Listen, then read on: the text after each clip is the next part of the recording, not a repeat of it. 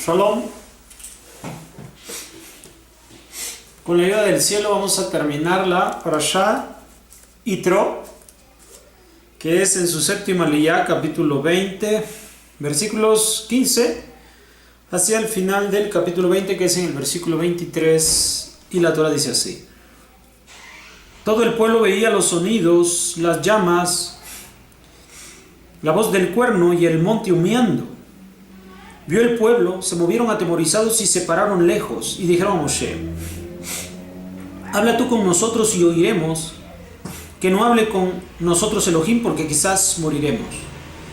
Entonces dijo Moshe al pueblo: no teman, porque para elevarlos se reveló Elohim, y para que esté su temor sobre vuestros rostros, para que no peque.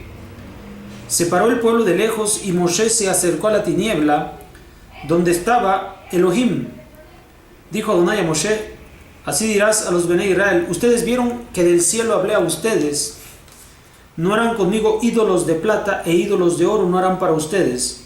Altar de tierra harás para mí, y sacrificarás sobre él tus holocaustos, tus pacíficos, tus ovejas y tus vacunos.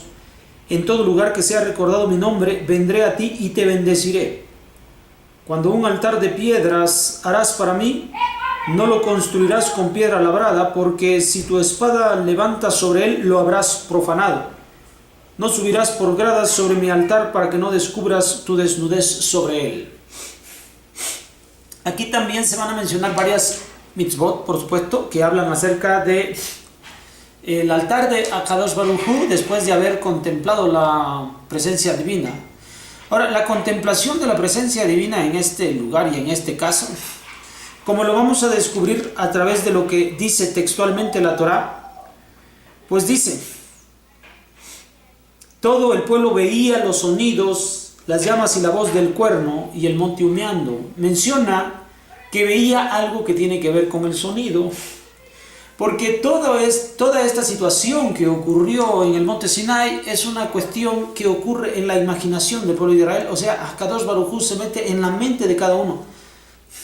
No es que sea una imaginación y sea algo de la ficción, sino que más bien Akadosh Baruj Hu usa la imaginación de la persona, que es la máxima expresión del intelecto y de la razón, para poder captar ciertas cosas. Entonces Hashem usa la imaginación del hombre para que pueda descubrir y se le pueda revelar toda la manifestación de Akadosh Baruj Hu, pues no existe, no puede ser posible una manifestación física de Akadosh Baruj Hu en este mundo. No puede ser tal. Caso contrario, entonces la equivocación del pueblo de Israel sería adorar tal manifestación divina. Precisamente por esa razón es que la Torah menciona que no te pondrás ídolos delante de Hashem, porque a nadie vieron. Esto es porque la presencia divina de Elohim no puede ocupar ningún ente material de este mundo, de esta existencia. Y aun cuando se oía el sonido como del shofar y se veía una llama y un monte humeante, está hablando a nivel de la imaginación. No está ocurriendo nada de esto de forma física. Todo está ocurriendo en la imaginación de los hombres, y lo más impresionante de esto es que todo el pueblo de Israel estaba imaginando lo mismo. Cuando una persona únicamente imagina algo, pudiéramos nosotros decir que está loca, ¿verdad? Pero si nosotros encontramos que todos los que nos encontramos en cierto lugar, en una habitación, contemplamos a nivel de nuestra imaginación algo, significa entonces que hay un poder que está influenciando sobre nosotros. En este caso, esto es lo que está ocurriendo. Este poder es Akadosh Baruj Hu. Esto es la manifestación de la divinidad en Har Sinai. Esto ocurre a nivel de nuestra mente, pero le ocurre a todos a la vez.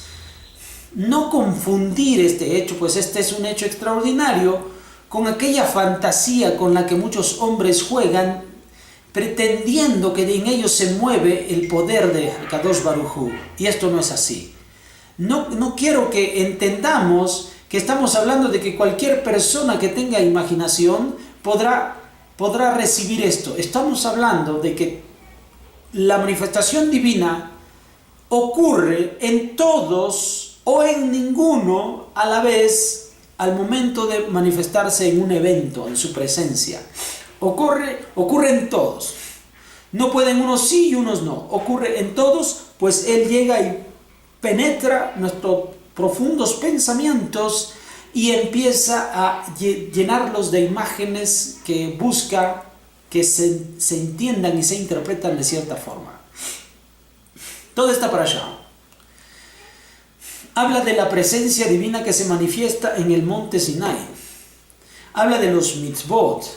Habla de esta extraordinaria manifestación, y todo esto debe ser recordado, pues al momento en que uno se presenta en el altar, deberá tener uno conciencia de que tal manifestación ha ocurrido sobre el pueblo de Israel.